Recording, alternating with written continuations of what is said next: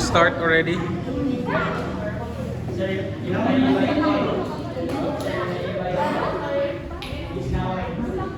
Sige, recap.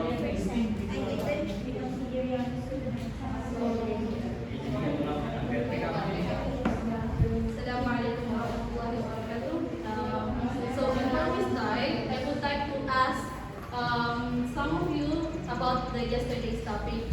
So, sino sa inyo yung pagbigay kung ano, yung sa case ni Mr. White lang.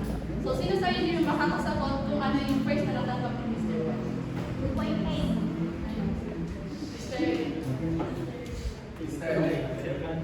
First offer that Mr. White received from the government is amounted to a contract project amounted to 2.8 million. Ano yung second na offer na natanggap mo? Offer from project from his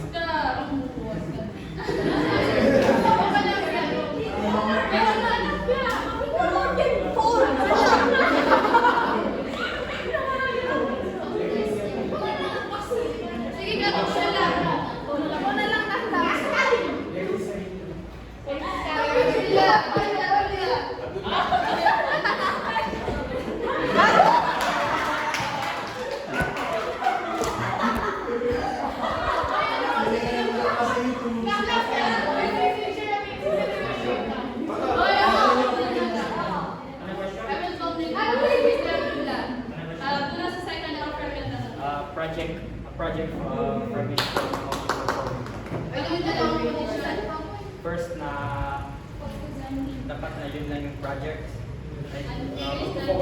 Magpo-focus siya dun sa project na yun. And second is 20 weeks lang yung tatapusin. Tapos, third question, let me call on Ate Gigi. Ate Gigi, ano yung dapat niyang hindi i-drop at ano yung isa bakit dapat hindi i-drop? Ano yung dapat niyang hindi i-drop? Meaning, hindi dapat i-drop. At bakit ano yung reason? Bakit hindi dapat i-drop? Actually now, hindi lang siya if ever, kasi kung i-drop niya yung sa government, ma-affect yung reputation niya. At the same time, if ever naman hindi na kunin yung private project na yun, then he will lose his opportunities. So, ang nangyari is, Mr. Go will take, if ever na yung project sa government is pwede niyang i-rush or hindi para makuha niya din yung private project na yun. So, ang use ng CPM is para ma-evaluate natin yung plans natin kung mag-expedite tayo, kung bibilisan natin yung project natin, kung tatapusin natin siya ng mabilis. Tapos, actually, there is a case, in 1974, mayroong case ng two builders. So, ito siya. Storytelling muna tayo. Noong 1974, mayroong two builders na nag-construct ng condominium. Tapos, si Builder A at saka si Builder B. Noong 1975, it was forecasted daw na 1975 yung economy na mag-shift, meaning mag-drop siya. So, si Builder A, he expedite, meaning binilisan niya yung pag-construct niya ng condominium. While si Builder B na, hindi niya binilisan, like normal time lang. Pero si Builder A na, i-crash na yung paggawa ng project ng condominium. Na noong nag-shift yung economy 1975, si Builder A natapos niya yung kanyang condominium kasi Builder B hindi niya natapos. So ano yung consequence? Si Builder A, nabenta niya yung kanyang condominium, kanyang construct, si Builder B na hindi niya nabenta. Meaning si Builder A, nakagain siya, nakaprofit siya, while si Builder B na hindi siya nakaprofit at the same time na nabankrupt siya. So yun yung usage ng CPM. Ma-analyze natin kapag expedite natin yung project natin kung ilan yung magiging profit natin. So another question is that, ano yung first step sa paggawa ng CPM analysis? May I go on Ms. Gapay?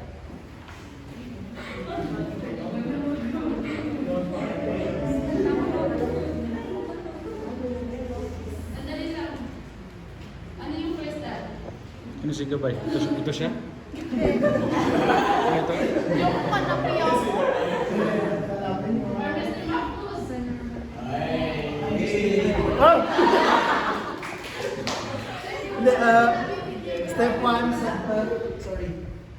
Mahiya yan na. Step 1 is determining the normal and crash time. If hindi kanya crash, tawag ka na step 1. Tapos, the next step is, Compute the slope of each angle. si Miss Hazel. So, Step 2 na, compute the cost slope. and paano natin siya i-compute? CC minus NC, crash cost minus normal cost over normal time minus crash time. Thank So, you. yung fifth step is, Miss Giling. Giling-giling. The third step is i-draw natin yung network model, yung normal at saka yung crash. Tapos, na-determine natin yung mga path niya at saka yung physical path. Software. So, yun yung first three steps. In which ngayon, mag-move pa na tayo sa fourth step.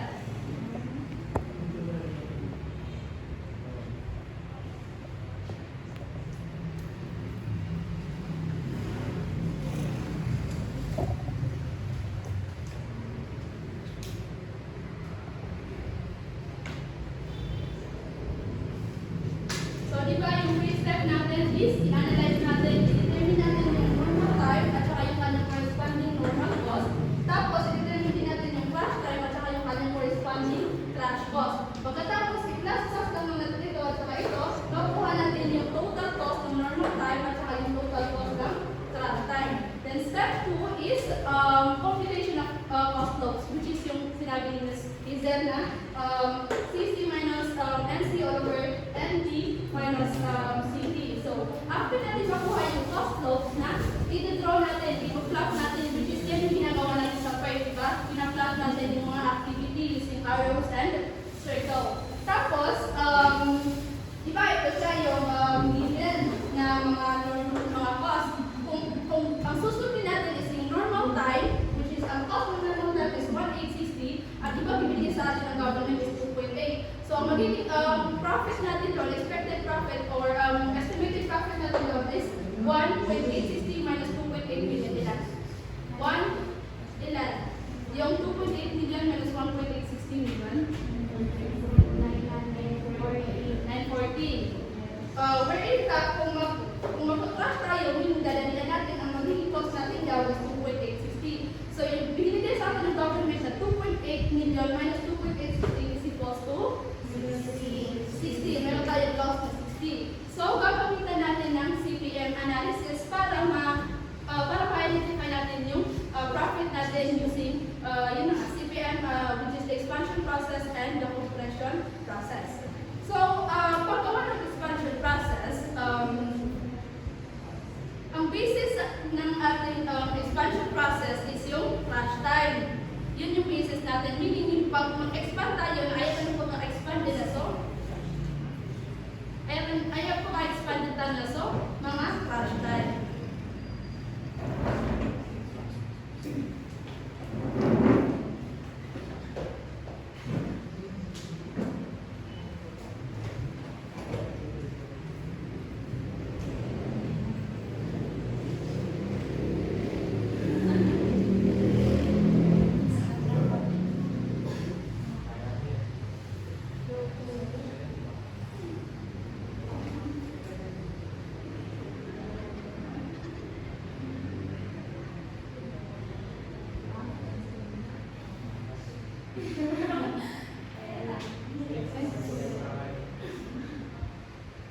So, ayan, step 4A, conduct the expansion process. Ayan, yan yung mga phrase na, di ba basis natin sa expansion process is yung crash time. So, ito yung mga maximum expansion. Para natin ito makuha, i-just minus lang natin yung normal time sa cost time, crash time. So, ano yung rationale natin or ano yung purpose natin, bakit natin gina-compute yung maximum expansion? Meaning ng maximum expansion is yan yung limited na time na ma-expand mo yung isang activity. For example, ito sa activity F, di ba ang kanyang cost slopes is 80? kapag mag-expand tayo, ang pinaka-maximum lang na ma-add natin o ma-expand natin sa activity F is 4 weeks. Meaning na iba yung crash time ng business natin which is 7 weeks. Yung crash time plus the 4 is equal to 11, which is meaning na yung 4 na yun yung limited na mag-plus natin sa 7, which is 11 weeks yung expected na matatapos natin yung activity F. So ayan mga basis tayo or kung fokusan tayo sa expansion is yung crash time, which is yung mga non-critical activities. Bakit? Kasi na yung goal ng expansion is hindi dapat natin malagpasan yung critical path. Which is ilan ngayon? Ilang weeks yung critical path natin using the crash time? 17 weeks. Na yung sa expansion na dapat daw na hindi dapat natin malagpasan yung 17 weeks. Kaya ang i-expand lang natin is yung mga non-critical activities. Bakit nga natin gina-expand? Diba sabi ko kahapon, kapag yung cost natin, kapag yung time natin is maliit, so malaki yung cost natin. So ang goal natin dito is yung cost natin na paliliitin natin. Meaning itong mga non-critical activities, which is matatapos siya ng 15 weeks, base doon sa mga path na na-construct natin na yung mga non-critical activities na expand natin siya para liliit yung cost natin. Kasi kung susundin natin yung mga path na di ba may mga 15, 14, and yung mga 14 at saka 15 na mas malaki yung magagastos natin doon. Kaya i-expand natin sila para liliit lang yung cost na makikipay natin doon. So first na yung ikuha natin yung maximum expansion, ilan yung maximum expansion. Tapos next, magpapandak na tayo ng expansion process. So dito tayo magpupunta sa pinaka-malaki yung cost flows. Sa expansion process na magpupunta tayo sa pinaka-malaki yung cost flows. Which is, ano nga yung pinaka-malaki cost flows? Yung activity, ilan yung kanyang cost flows? 80,000. So, kung napapansin nyo, yung adjusted path natin, kasi yung F kasi involved siya sa path 4. So, siya muna yung i-adjust na natin kasi na siya yung pinaka-malaki cost flows. So, di ba yung path or na ang kanyang original path is 14 weeks. So, dapat na, ano nga yung goal natin, hindi dapat natin malagpasan yung desired, yung 17 weeks. So, yung 7 na weeks na expected kay F, activity F, na add natin ng 2 para magiging 17 lahat. Kasi na 4 plus 4 plus 7 is equal to 15. So, para maging 17, ma-expand natin. So, 4 plus 4 plus 7 plus 2, which is yung F, nag-plus natin ng 2 para maging 17 at saka magiging less yung cost niya. Constant. Yes, yung 2 actually na kapag plus natin yung F dito ng 2, meaning na yung lahat ng ating path na mayroong F na plus din natin ng 2, dapat na equal sila ng plus. So, kaya pwede ko na sige na mag-class ka ng 3. Sure. So, pinag-class ka. Kaya kung reason na so, cost low sa pinakamalaki. Which is, ay maximum of F na iba for weeks pag dapat natin siya mag-class. So, ito naman sa path 6 na CB na B na 7, tapos F na 7 din, tapos plus natin ng 2, kasi nag-plus natin ng 2 dito. So, 7 plus 4 is equal to 8 plus 7 is equal to 16 weeks. Actually, itong 16 weeks, hindi siya kailangan na dapat na mag-equal siya sa 17 weeks desired ng weeks natin. Ang goal lang natin is mag-expand siya. Not necessarily dapat na equal sa 17 weeks, but pwede siya maging 17 or less. Pero ang goal lang natin is dapat na expand natin yung mga weeks para maging equivalent yung cost natin. So, ayan, yung mga other paths. Sa path 3 naman, si A4. So, di ba ang next na non-critical activity kung makita niyo sa book nyo is E kasi na may cost flow siya na 70. So, siya yung next na di-adjust na natin. Which is, ang sa path 3 na yung kanyang path is 16 weeks. Na ilan yung kailangan? Ipawan lang. So, yung E na pinakamalaking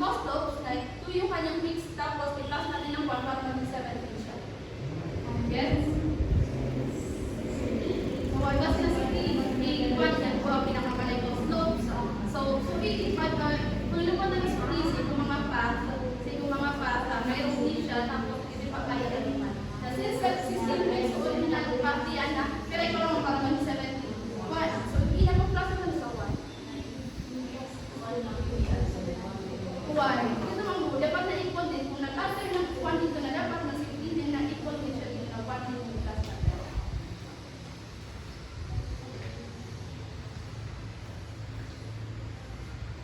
Ayan yung 1 last pa.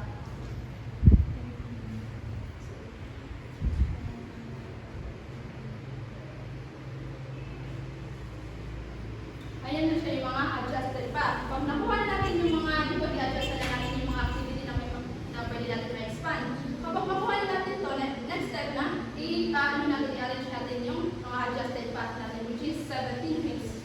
Di ba lahat sila lagi 17 weeks, isa lang natin 16 weeks. So after nun, after natin na-adjust yung mga path, meaning na 17 na natin siya equal to 17, kukunin natin yung mga savings. Bakit tayo nagkaroon ng savings? Kasi nga, nagkaroon tayo ng savings kasi nga, di ba, in-expand na sa time. Meaning, nakalala na sa time. So, nagkaroon tayo ng maliit na cost. Kaya nagkaroon tayo ng savings. Paano ko nakuha itong 160,000? Di ba yung sa letter F, i-adjust na natin at kulang yung lahat natin. So, yung 2, i-times natin sa kanyang cost loops na 160 yung na-save natin sa activity F. While sa E naman na 1, which is kanyang cost loop 70 na, 70 yung ating na cost save. I-add natin ito lahat, 400 yung ating na-save. Anong gagawin natin sa 400? Yung 400 na, i-minus natin doon sa ating total na cash time. Kasi di ba, pag-bisa natin na yung cash time.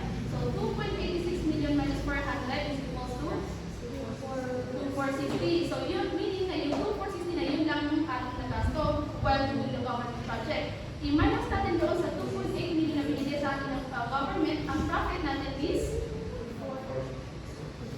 340. Yun yung profit natin kapag gumawa tayo ng expansion. So after yan, after natin ba ano yung mga cost savings natin, mag-plot na naman tayo. Mag-plot tayo using the adjusted time.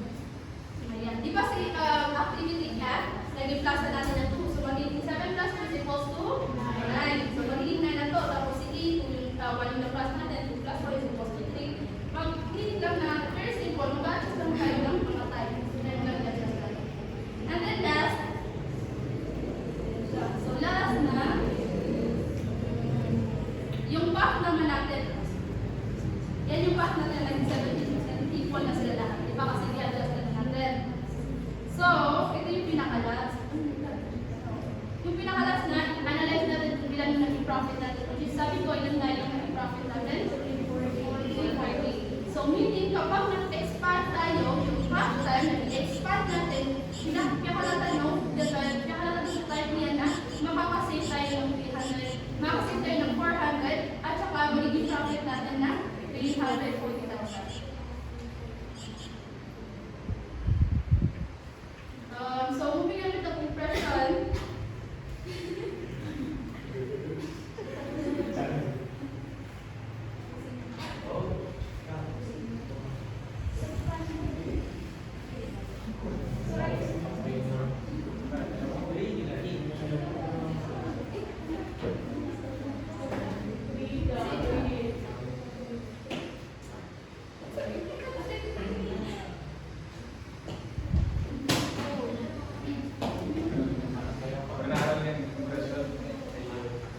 So guys, may alam yan paso ko kayo. Sina para ma-ano.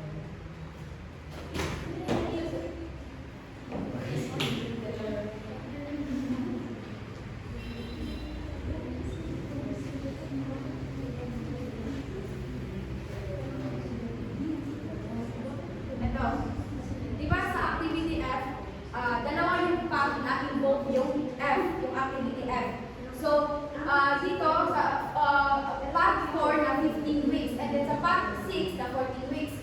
So, question, bakit hindi nyo na yung path 6 na i-expand? The reason is, ang inuuna natin na i-expand ng path is yung malapit sa critical path natin na weeks, yung duration na weeks.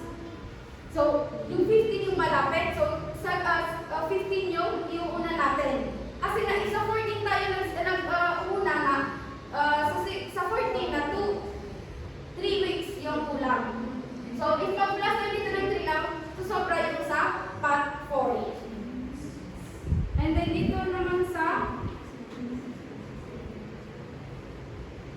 Ito. Sa activity B. Sa activity B, sa part 5 and sa part 6, may involving activity B. So, di ba yung part 5 na-adjust na yan before sa activity, basta yun, E. Sa activity E. And then yung part 6 na-adjust na-expand na siya sa activity F. So, ang gagawin natin is mag-re-adjust tayo. Kung ano yung na-expand natin sa previous na activity, na yun na yung ipa-follow natin. Like, di ba na-adjust na sila? So, re-adjust na lang. Kasi activity D tayo. Pero yung F dito na may naka-plus. Kasi na yan yung na-adjust natin kanina. Mag-re-adjust lang tayo. Yung bago na na-adjust natin, na yun na yung grades na ipa-follow natin para sa next na activity. Activity. So, sa compression.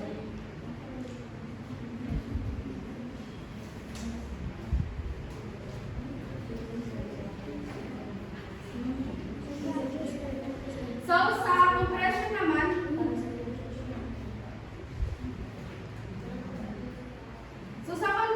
ang involved sa compression is yung normal time.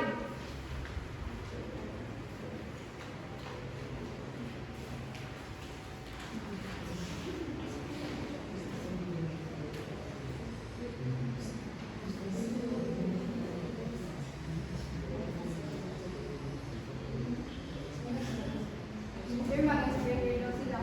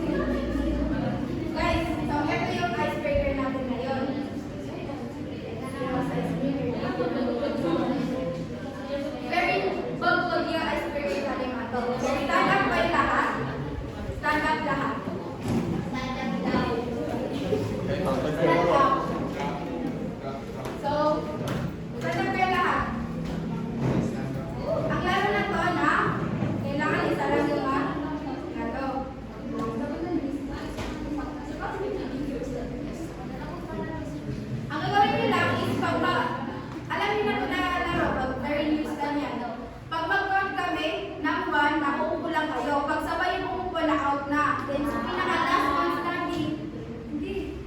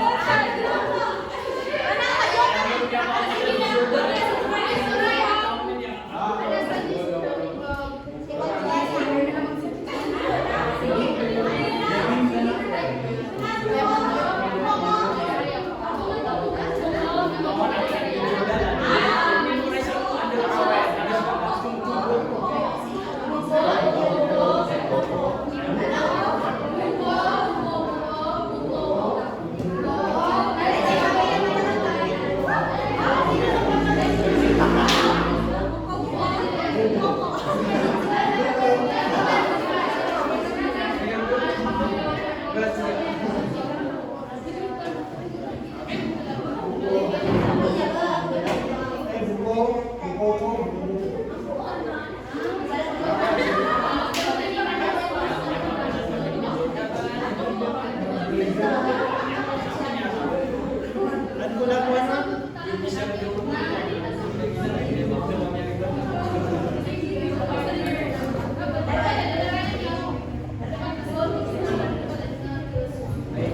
Basta mas makakapit na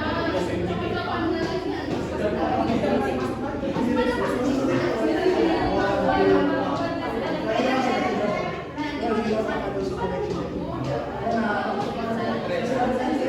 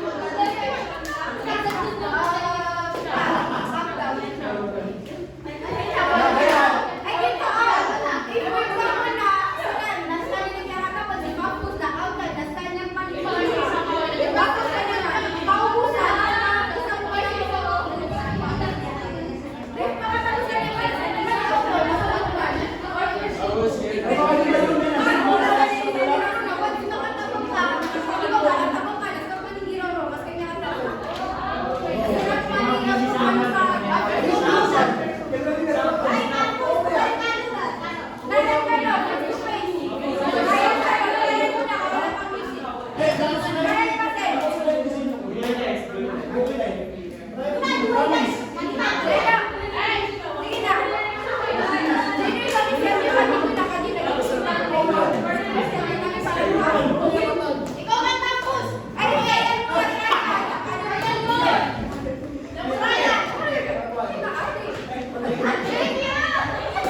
Before elimination, for example, tuloy ng kaya. Kasi sinasabi laro ko, ito lang sinasabi. Imatang niyo na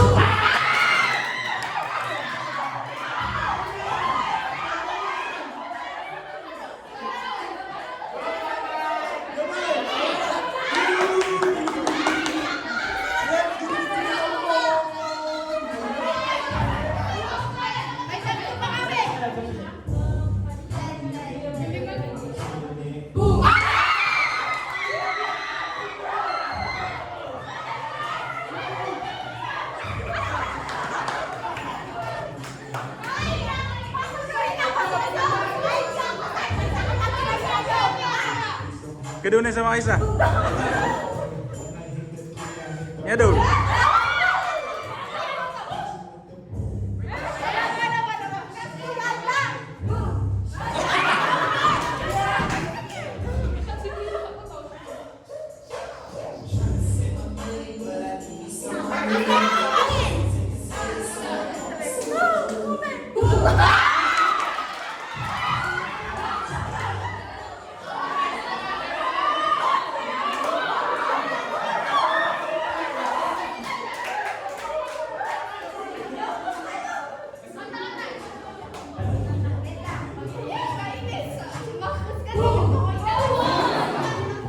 Alam, beda ka?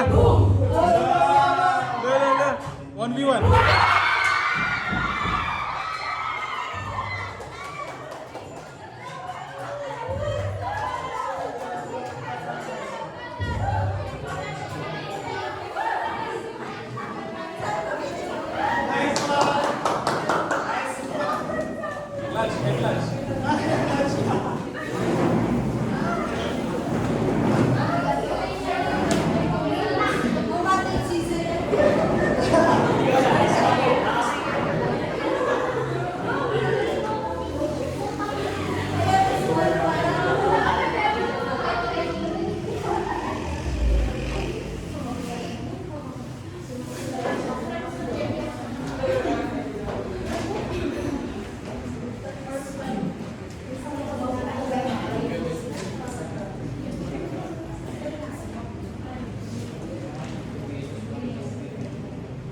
So, okay. Since tapos na yung game,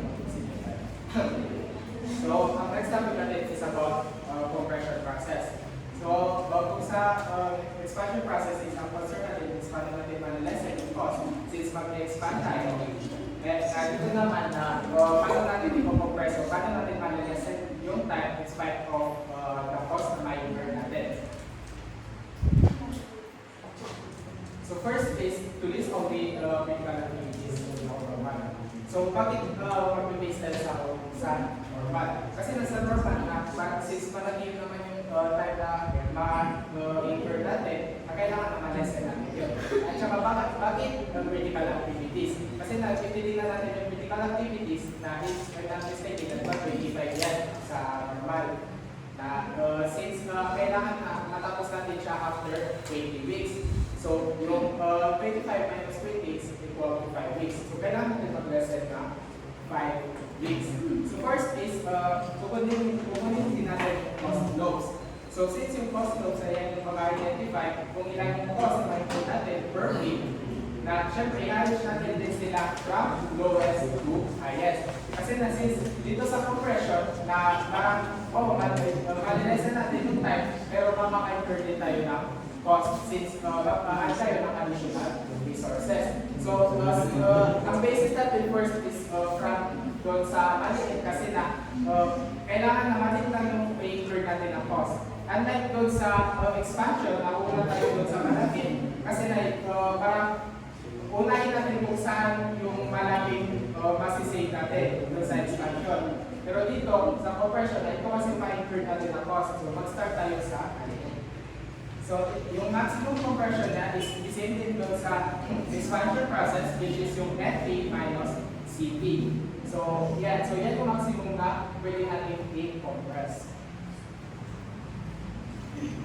Next is to determine the needed time reduction. So, ito yung sinasabi ko kanina. Kailangan after 20 weeks na matapos natin yung para makakuha natin yung private project. So, yung minimum back kasi natin is 25 weeks. 25 weeks minus 20 weeks is equals to the 5 weeks, which is yan yung kailangan na ma-introduce natin.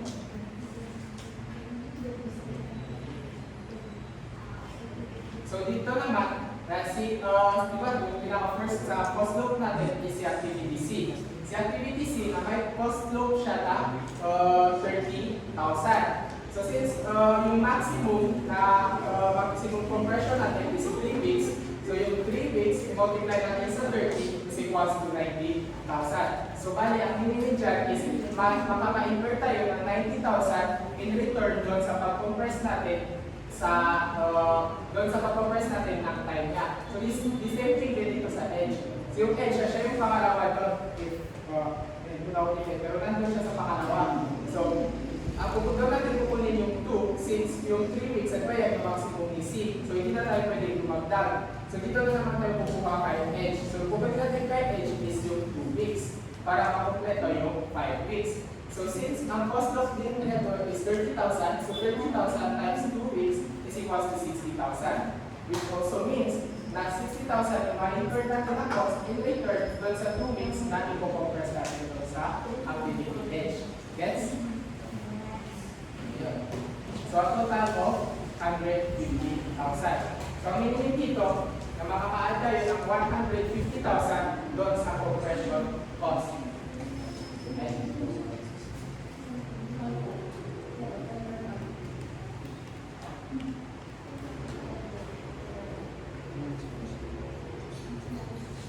I mean, doon sa normal. Sorry. So, yun. So, i-adjust lang natin yung kanina. So, first is CC. Iba CC na nag-deduct tayo ng 3 weeks. So, yun. I-plug nyo lang C. So, lahat ng C dito, o lahat ng C na mayroong minus D. The same thing sa expansion, na nag-add tayo sa isang activity which is sa lahat ng pan na nadagdagan din. So, dito, kasi so, i-deduct tayo kay C, i-deduct din natin lahat sa pan. The same thing din sa edge. Diba sa edge na nag-minus tayo doon ng 2 weeks. Which means na lahat ng path din na mayroong edge, mag-minus tayo ng 2 weeks. Gets? So, yung sa normal, diba doon tayo nag-differ sa normal cost. So, yung normal cost natin is 1,860,000. So, since naka-incur tayo ng 150,000, which is yung total kanina, mag-add tayo, which is 2,010,000. So, ang minimum dito? So, ang minimum dito is 2,010,000 yung total cost na ma-incur natin. Minus yung binigay ng government na contract price, which is yung 2,800,000. 2,800,000 na makakaroon tayo ng profit na 790,000 at the same time na na-acquire natin yung private project since after 20 weeks na kaya yung natin na dapat matapos natin na after 20 weeks. So di ba nag-compress tayo? So bali 20 weeks na lahat no? 20 weeks na yung critical natin. So yun, na-acquire natin at the same time na profit tayo.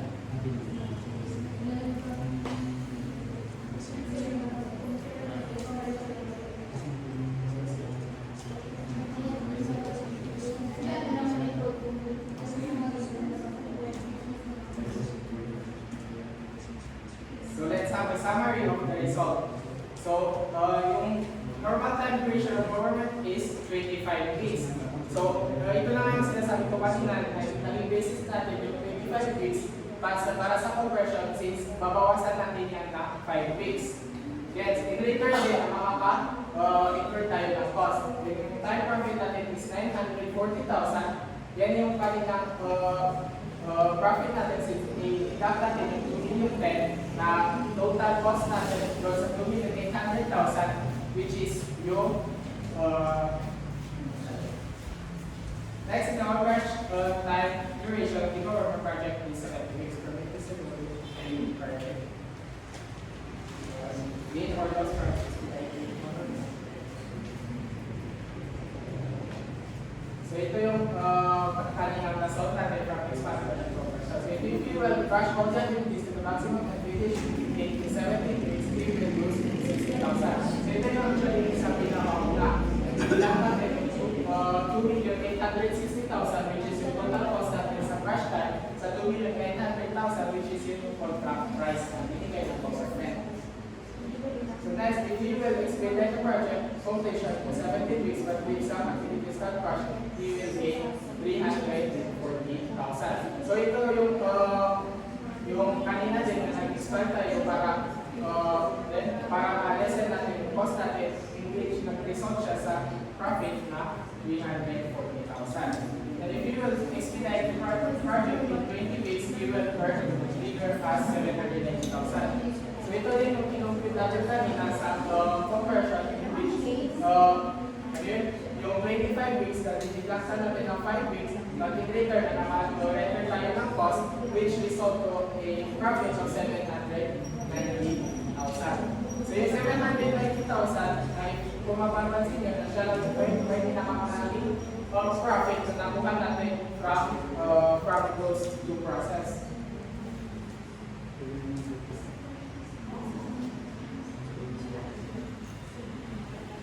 Okay? Ha? Sige, pakisagutan lang yung cost loads ng problem number 3. Problem number 3, cost loads. Pakilagay lang din sa gilid kung ano yung mga cost loads niyan. Cost loads. Cost loads.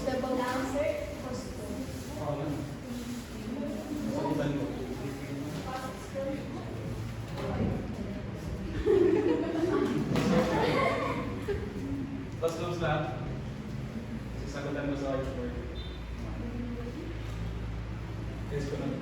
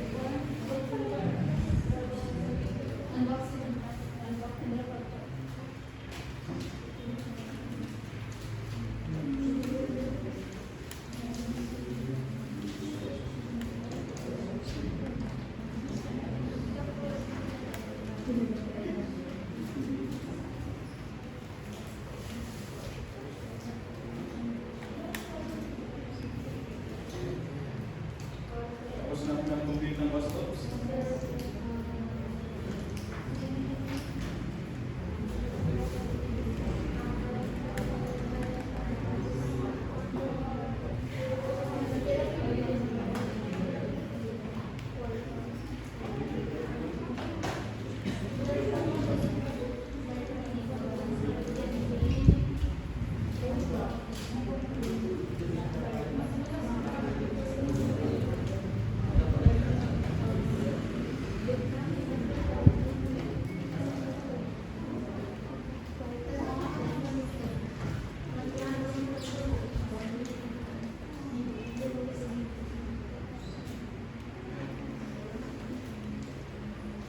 Tapos na.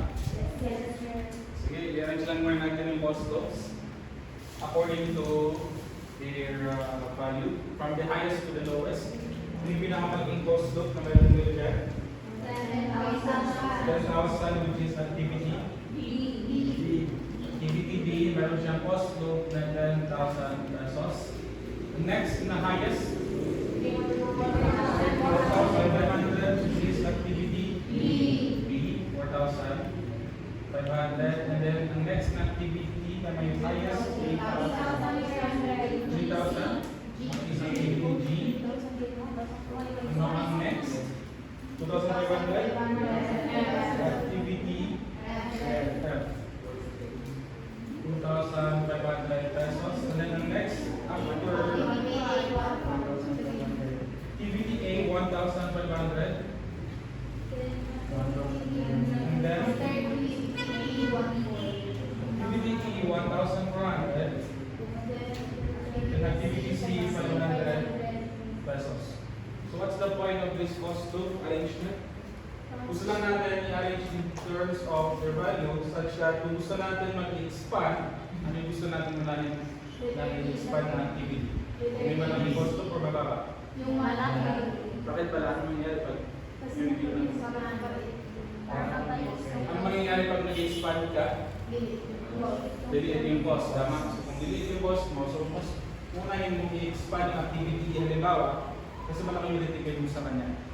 Compared kung hindi yung unahin mong i-expand, 500 lang, ang maditipid mo lang 500.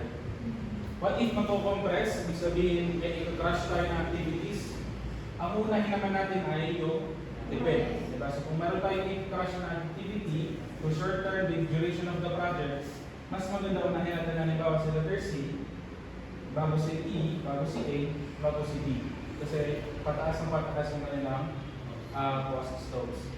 Ngayon, ipakita muna natin yung ating network. Tulad na ginagawa natin sa PERT. Simulan natin ang yung starting activity natin. Nav 1. So activity A. Ano yung next na activity? B. Tatlo sila, di ba, na related sa A. Si B ay receiving activity na si A. Meron din si C. Andun din aga si D. Lahat yan sila immediate receiving activity na si A. A lang, walang iba. Ang next activity E, sino ang immediate receiving activity E? Si B. So dito natin siya ilalagay. Letter D. Okay. Next, si F. Sino ang receiving activity niya? D. So dito ko siya ilalagay. Si letter F. Immediate receiving activity niya ay si D. Tapos si G. Sino? Itong tatlo? O, diba?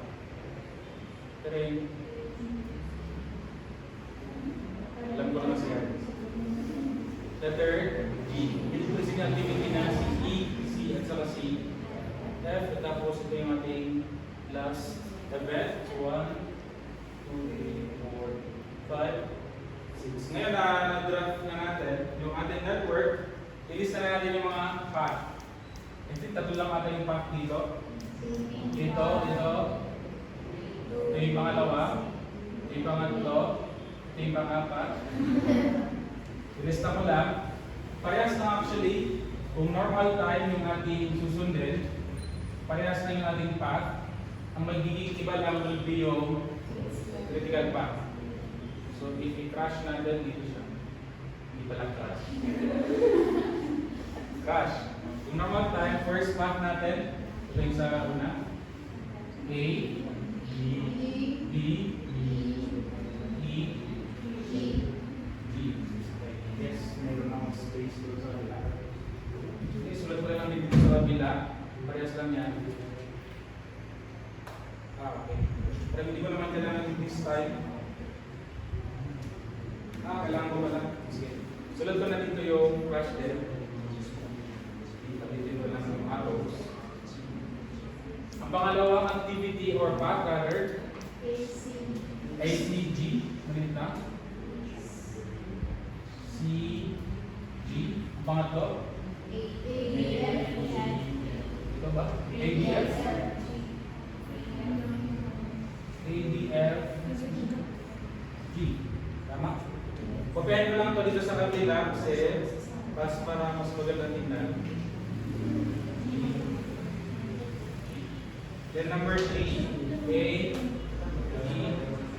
F, lagyan natin yung kanilang mga times. Under normal time, ano yung kanilang time for A? Ang time A, Hindi ko na ito nilagyan ng mga time ha. Diretso na ako dito. 8, 8. Normal time yan? And then, how about 8B? 9. I guess si B ay dito lang ba? So, path 1. Wala siya sa ibang path. How about si E? 40. Nandito siya sa path 1. Wala siya sa ibang path. How about si G? Nandito sa path 50. 15. Yung kanyang height. How about si C? 11. Nandun lang siya sa path 2. Si B at saka si F. Isa at saka 13 rather. 13. Ano yung total ng ating duration sa path 1? 30 36 ba to?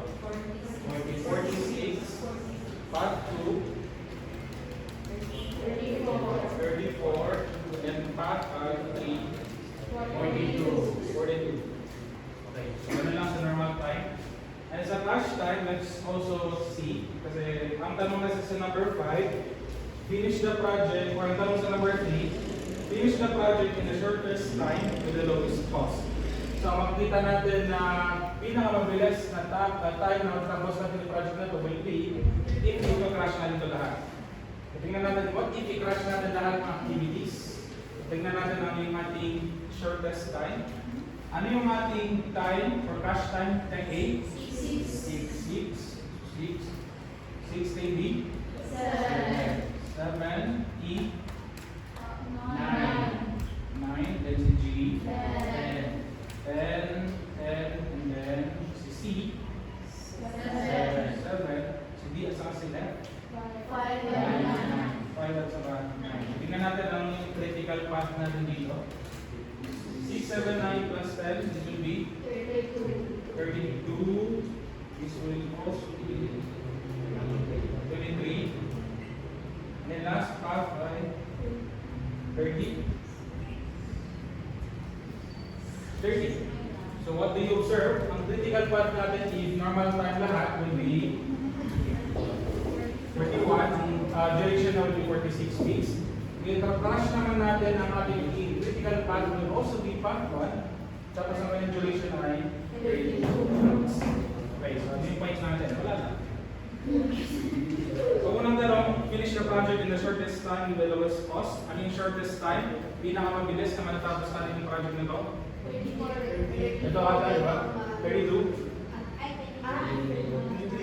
32 weeks. 32 weeks at yung shortest. So, what do you observe? Yung ibang path ay pwede pa natin i-expand. So, pwede natin i-expand. So, in other words, ang pinaka-shortest period na matapos natin yung project na ito is 32 weeks kung ita-crash mo lahat ng activities. Pero hindi mo naman kailangan i-crash lahat. Does that make sense? Hindi mo naman kailangan i-crash lahat. May mga ibang activities na hindi naman kasali dito sa critical path, pwede natin i-expand. Yun yung tinatawag natin expansion. Or in Spanish, expansion. So, ang ating mga... So, ganito yung tatandaan natin. Dahil mag-expand tayo, alam natin hindi natin pwede i-expand yung nasa critical activity or critical path. Hindi natin ito pwede i-expand. Kasi kung gusto mong i-expand yan, tatagal yung project. So, ang gusto natin matapos siya in 32 weeks. Therefore, alam natin si A, B, E, at saka G, hindi na pwede i-expand. So, pwede kong isulat mo na siguro dito. Si A, wala ka na dyan. Si B, hindi kita pwede i-expand. Si E, hindi kita pwede i-expand. Si G, hindi kita pwede i-expand. Natitira lang si B, si F, si G. Pwede kita pwede i-expand. So, tingnan natin, ang unang natin i-expand, para mas makagibig tayo, si D. Tingnan natin kung pwede natin i-expand si D. Si D, ang kanyang crash time ay 12 weeks, pero ang normal time na ay 6 weeks. Ibig sabihin, pwede pa natin siya i-expand by 1 week. So mag-add ako dito ng 1. Pero tingnan mo na natin.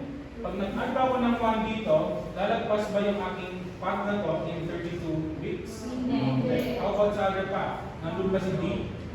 Wala. So wala naman siya, hindi siya makaka-epekto sa duration of the project. So pwede yung mag-add dito ng 1. So, for example, 1. What if halimbawa lang ha, si D ang kanyang normal time is let's say 15. Halimbawa lang. Okay? Gets mo? Tapos diba ang normal time is 5. Pwede natin siya i-expand and expand into by 10 weeks. So the point is hindi mo siya pwede palagpasan dito.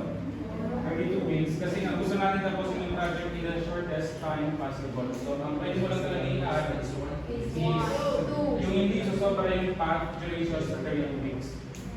So balik tayo dito sa example ko. In this example, isa lang yung i-add natin dito kasi yun lang din naman yung maximum time, 6 weeks. So yung 30 weeks natin magiging class 1 dito. magiging 31. So pwede pa natin i-expand itong path na to by 1 week. How about the next activity? So, nakatipid na tayo kay D. So, ito yung first na natipid natin. D, i-expand natin siya by 1 week, multiplied by the cost of 10,000. So, nakatipid tayo ng 10,000. Next activity, F. Pwede ba natin i-expand si F? Pwede. Ang maximum expansion ni F, as you can see, is 9 yung crush time. Pwede siya i-expand by 4 weeks. Pero limited na yung ating expansion. Kasi 32 weeks lang naman talaga yung gusto natin. So we can only add or expand it by 1 week. So yung most the last one, it will be 32. Wala natin magagawa dito sa path na to. Kasi 32 weeks na siya. Nasa ibang path ba si F? Wala. So wala siyang effect sa ibang path. So okay na tayo kay F, expand natin siya by 1 week lang. Ang cost of na is 2,500. So therefore, nakatipid tayo ng 2,500 pesos. Next, si C. Hindi pa natin na-expand si C. Try natin na-expand si C. Nandito lang si C, okay. Wala na sa iba, wala na sa katabi mo. C, ang kanyang normal time 11. So ibig sabihin, pwede natin siya i-expand by 4 weeks. Pwede ba? Hindi naman ito sobrang na 32 weeks. So pwede tayo mag-expand in 4 weeks. This will give us 27 weeks. In other words, kay C, nakatipid tayo ng 4 weeks. The cost of 500 pesos each week. 2,000. Tama? 2,000 daw? Okay. Tapos ang total ng lahat ng natipid natin, savings, 40,500 pesos. In other words, if ika-cash natin yung project na to, bibilisan natin lahat-lahat, ang magiging total cost niya, if ito-total natin ito, ang total cost, if ika-cash natin, cost natin ito. Pag tinatotal natin ang lahat, then na-total ng cost time natin,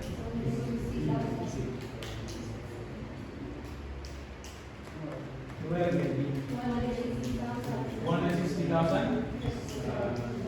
Cash time, 160,000. Yung cost niya, total cost.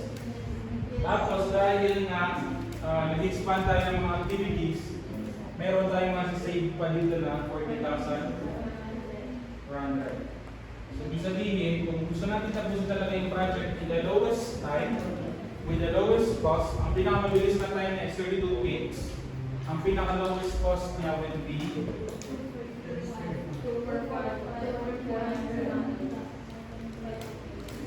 500,000 pesos.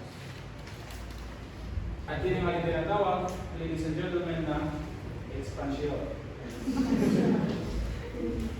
How about compression?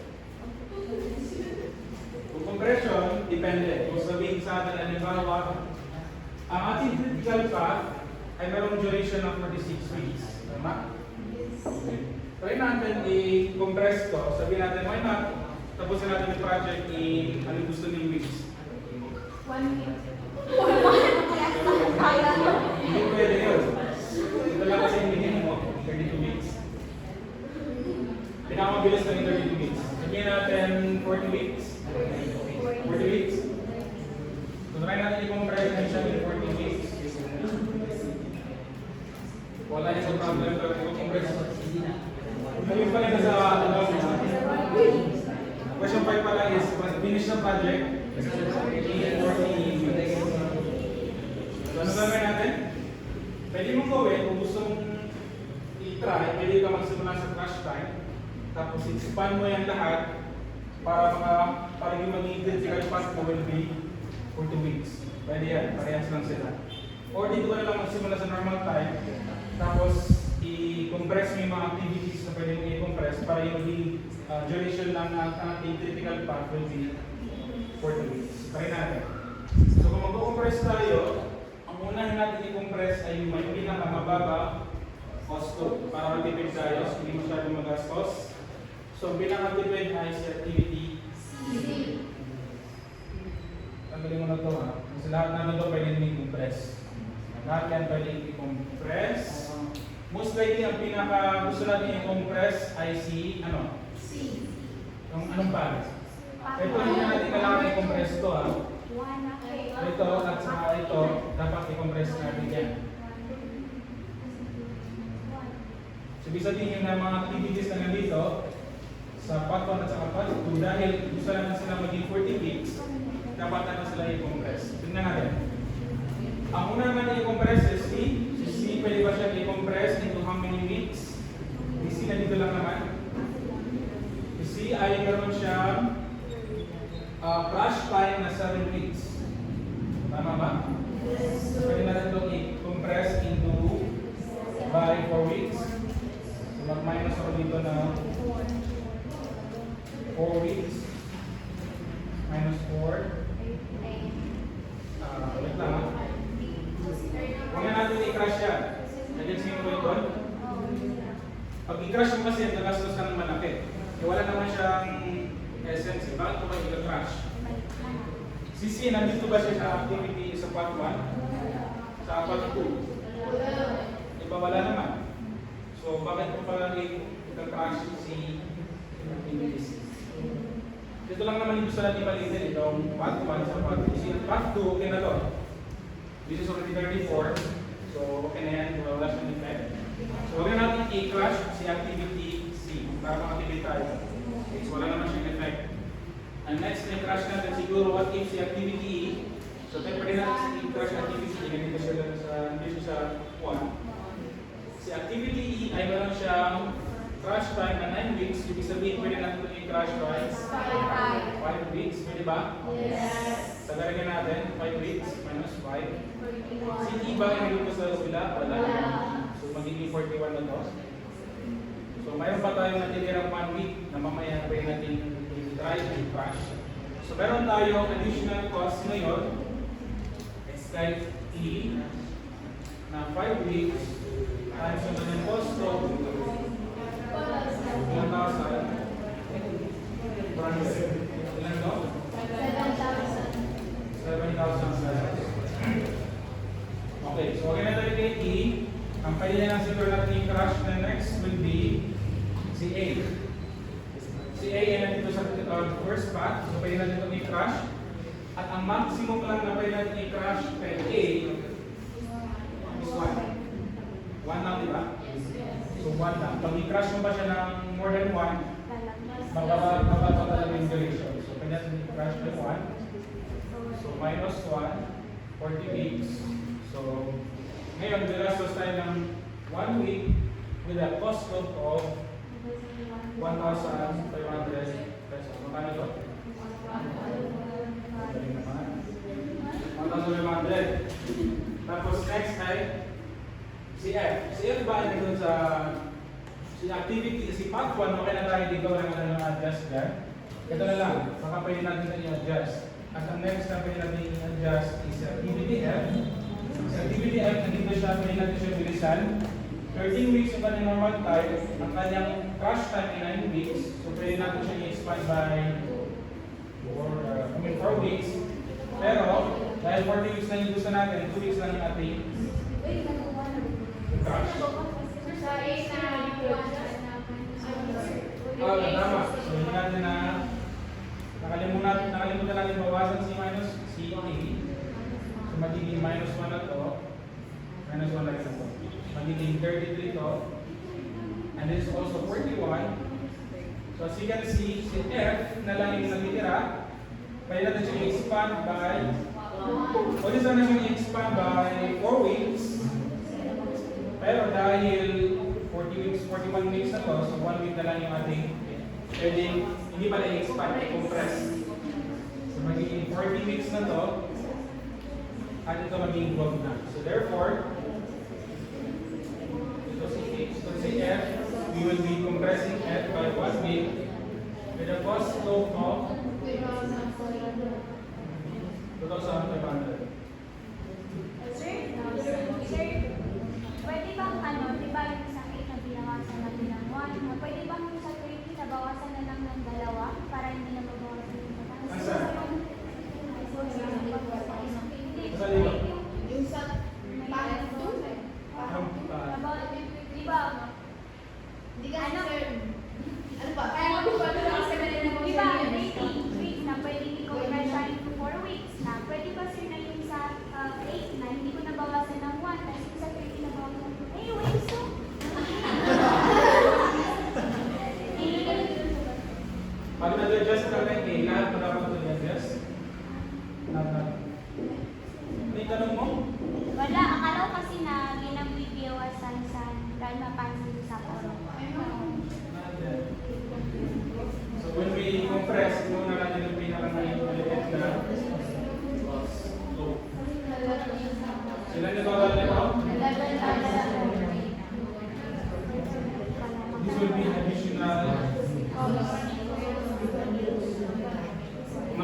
yung total cost ng normal cost?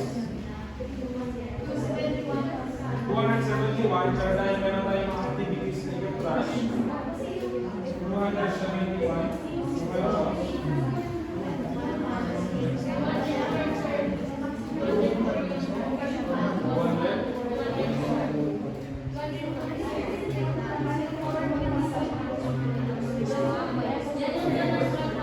Okay, so normal cost 104. Kung lagi yung crash ng sa E, A at saka F, i-compress natin sila.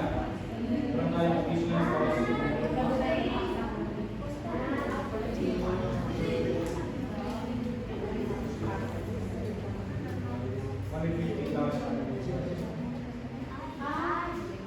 Sir, kapag pumunod sa one, expansion. Yung? Hindi ba yun ba din? May ibang tanong na to baka hindi ka pa nakakamubuhin sa task. Yung kanina, ito yung i-compress, gusto natin tapusin yung project in the shortest time. 32 weeks yung pinaka-shortest. Tapos para mas makatipid tayo, gusto natin i-expand yung activity, BEF at sa C. Pero ito, ibang tanong na to, ang tanong dito is what if tapusin natin yung project in 40 weeks? So kung tapusin natin yung project in 40 weeks, ang pwede natin gawin, i-compress natin si activity E, i-compress natin si activity A at saka si activity F. Pag i-compress mo yan sila, ang magiging duration na lang ni PAC 1 will be 40 weeks, si PAC 2 magiging 33 weeks lang, and then si PAC 3 magiging 40 weeks na rin. Dahil i-compress mo si activity E at saka AF and F, gagastos ka ng additional na 11,000 pesos. And dahil na-discuss ko na yan, try nyo tapusin yung assignment ninyo, pagsagutan niyo sa whiteboard. Iba yung assignment ninyo, question number 4, problem number 4. It's already 11:53, pero pakitong oras. Ang gagawin nyo lang is, pakisagutan yung last na question sa assignment na problem number 2, yung problem. Finish the project in the shortest time, the lowest cost.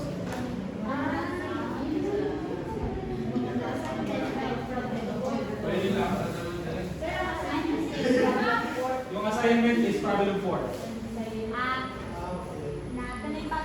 Ito siya.